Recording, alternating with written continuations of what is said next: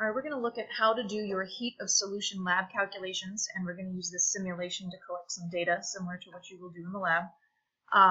Notice that we're measuring the temperature of the water, and then we're making the solution. What we're looking for is to figure out the enthalpy change of the solute in its process of becoming a solution. So you'll notice, like if you look at the balanced equations, you've got the solid solute on the reactant side, and then you're making the ions that are now symbolized as AQ in aqueous solution. So we're looking for the energy change associated with that, and that's what the heat of solution is. So we are measuring the perspective of the surroundings. So the water, the water that the solute gets mixed into, that is what we're measuring the heat exchange with. We can measure the temperature of the water. So right now I am measuring the temperature of the water. Again, it's jumping around. We'll do 24.00 degrees Celsius as our initial temperature, and we're going to measure the final temperature. We're going to have the volume of water and the mass of solute, and then we'll use that to do our calculation. So I'm going to start this up. Oh, forgot to pick a solute. And so we're going to do one that's not in your lab, just to make things exciting and change it up. I wouldn't want to do any work for you. And we will let that react. Well, it's not actually reacting, but again, as the solution forms, as the ions separate and get into solution. Notice that we can see the temperature has gone up based on the graph here, and that should then be reflected in the delta T we end up calculating. Okay, so it looks like it's all done. So I'm going to jump over to this other worksheet here and start doing my calculations. So first of all, I want to find delta T. And so we know that delta T is equal to the final temperature minus the initial temperature. And, oops, used the wrong button. Okay, so the final temperature was 31.97 degrees Celsius minus the initial temperature we said was 24.00, and you'll have this labeled in your chart. And so we subtract the difference in 7.97, and that is degrees Celsius. So you notice I'm actually shortcutting on my keyboard here to do the superscripts and subscripts. You can look for how to do the shortcut well, you can format if you just highlight the text. If you want a subscript or superscript, you highlight something that you want to make a subscript or superscript, hit format, and then again, this is in Google Docs, but there's a way to do this very easily, similarly in Word if you're doing it in that. So make it superscript or subscript, and it actually tells you what the shortcut is. So I'm hitting Control hitting Control period if I want to do a superscript, and I hit Controls comma if I want to do a subscript. So just to point that out, if you're typing something, you really should take the time to denote everything correctly size-wise. Okay, so positive delta T, so that's going to tell me that my water that I put the solute into, its temperature went up as a result of this process. So that's going to be important to answering your second question on the sheet, which has to do with determining if it's endothermic or exothermic. So you should have something in your notes regarding whether the temperature change of the surroundings is positive or negative, and whether that means it's endothermic or exothermic. This is a positive delta T, and again, the temperatures that we're measuring, whenever we're talking about delta T in the context of reactions, we are always only measuring the temperature of the surroundings. So even though it seems weird, like, oh, the solute is in the container that I have my thermometer in, again, we are measuring the temperature change of the water that we have put the solute into. And so you notice the water doesn't actually appear in that balanced equation of the stuff that's changing. So again, water is the surroundings. So this is the delta T of the surroundings. So based on the notes that I gave you, you can decide whether this delta T indicates that it's exothermic or endothermic. Next thing we're going to do is calculate the delta H. So delta H, we're going to first calculate the heat of the, how much energy did the water gain or lose. So we're going to be using, technically we know it's MC delta T. If you're curious about how to insert a delta symbol, you can go to Insert, Special Characters, And then under categories of other European scripts, and this is a Greek letter, it's a little bit easier to get to in Word. It's a under symbol, but then I can insert the triangle right here, which is the Greek letter delta. So there we go. So that's my equation. So the mass we're going to use. So I used 20 milliliters of water. Again, whatever the exact volume was that you used in your experiment. So if I used, 21.0 milliliters, if I used 20.5 milliliters, if I happen to use 20.0 exactly, fine. But that, what we're going to use is the density of water. So for every 1 milliliter of water, we know if the density is 1 gram per milliliter, that would be equivalent to 1 gram of water. So for the mass, let me just put this down here. So mass, it's going to be the mass of the solution, actually. And so the mass equals, again, I used 20.00. Yours will be 20.0 or somewhere with 1 decimal place. But since the simulation gave me 2 decimal places, that's what I'm using. I also need to add in the mass of the solute. So the solute is, a part of what we're measuring the final temperature of. So we do need to include that. And this is going to be 23.00 grams. Again, your mass that you're going to use in your equation will only have 1 decimal place. So keep that in mind.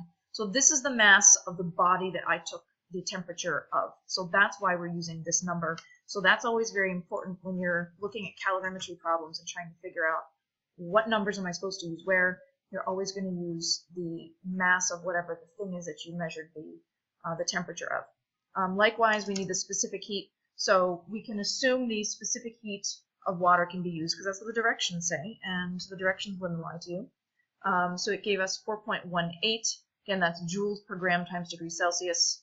And then the delta T we figured out is 7.97. And so we're going to multiply all that together. Again, noting significant figures. So my temperature change is going to limit me to 3 significant figures. And so this comes out to be 766 joules. Now I know that it's joules because my specific heat for water that I used was in joules per gram times degrees Celsius. Grams and degrees Celsius canceled out, so I'm left with joules and energy units, so that makes sense. So this is the energy gained by the water. So that makes sense. Water got hotter, temperature increased, so that was energy gained. That's why that's a positive value. So for when you do question 3, delta H is this amount of energy with the opposite sign, because again, we're looking at delta H from the perspective of our system, from things that we see written in our balanced equation. And so we're going to take that amount of energy, because like we discussed when we were talking about calorimetry in class, the amount of energy that the water gained must be what the system lost. So it says calculate delta H for solution. So we're switching the sign, and so that is negative 766 joules. So there you go. So again, we find Q, and then when we report delta H, we have flipped the sign.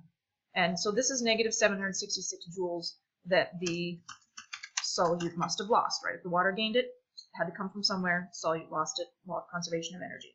Now for number 4 then, what we're going to be doing is looking at molar enthalpy. So we know that the energy, if we want to compare like a reference value, which we'll be asked to do in number 5 or number 6, if we want to compare a reference value, you have to compare apples to apples. So this is for specifically 3 grams of our solute of sodium carbonate. So what we're going to do is convert this to a molar quantity, which basically just means divide this amount of energy by the number of moles that actually reacted. Again, though, this is from the perspective of the system. This is the joules lost by the solute. And again, our solute in this particular example is Na2CO3. Messed up my subscripts. Oops.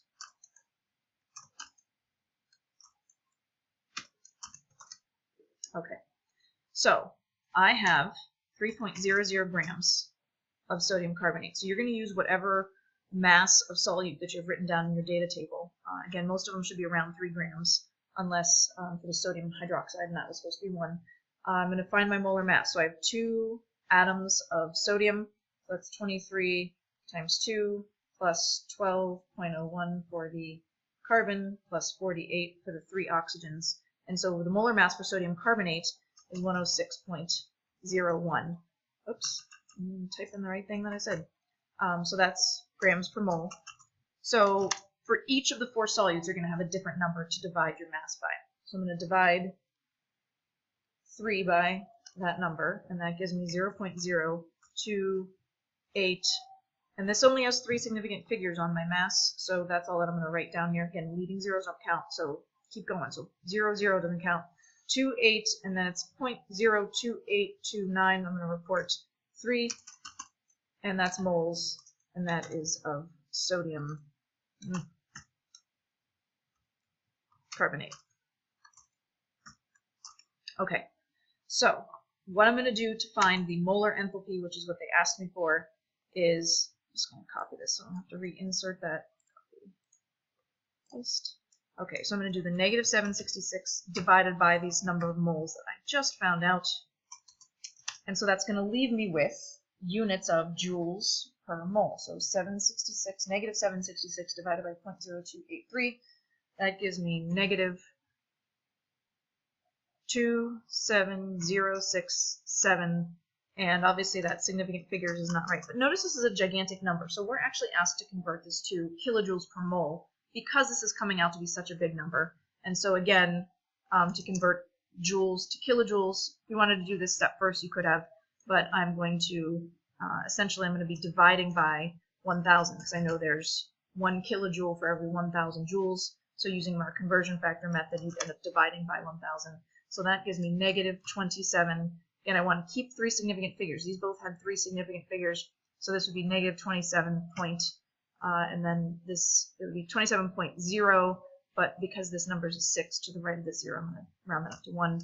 So that is going to be kilojoules per mole. Okay, so that's the delta H for my sodium carbonate in our simulation. And then last thing we're asked to do is write, or actually last calculation we're asked to do is in number 6, calculate the percent error of the molar enthalpy. So you're just asked to do one of these because pretty much if you did one correctly or did one fairly accurately, probably your others are as well. So we are going to, for that you'll compare your sodium hydroxide delta H to the one given, the reference one given in number 6. We will use the reference information for sodium carbonate.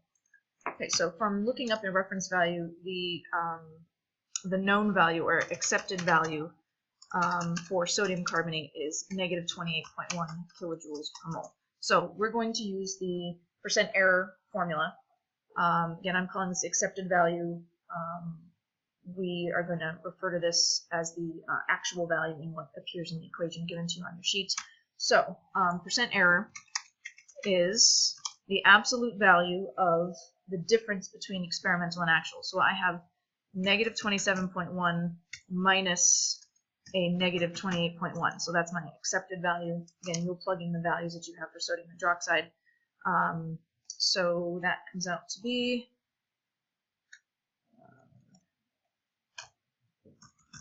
1.0 as a difference. And then we're dividing by the accepted value again, or the actual value again. So I would divide that by, and again, I know it's a negative value. We want an absolute value of this whole thing just to give us a positive percentage. So that is 28.1 we said, and this all times 100. So we're not dividing the denominator by 100, we're making this into a percent. So basically I'm 1 kilojoule per mole off, and putting that as a percentage, so if I 1 divided by 28.1 and then multiply that by 100, I get 3.6%. So that's not bad. Less than 5% error is pretty decent. That means that this number that we calculated is pretty close to what we were supposed to get, and so we can say that our accuracy is pretty good. And that is a look at the last calculation you're going to be asked to do.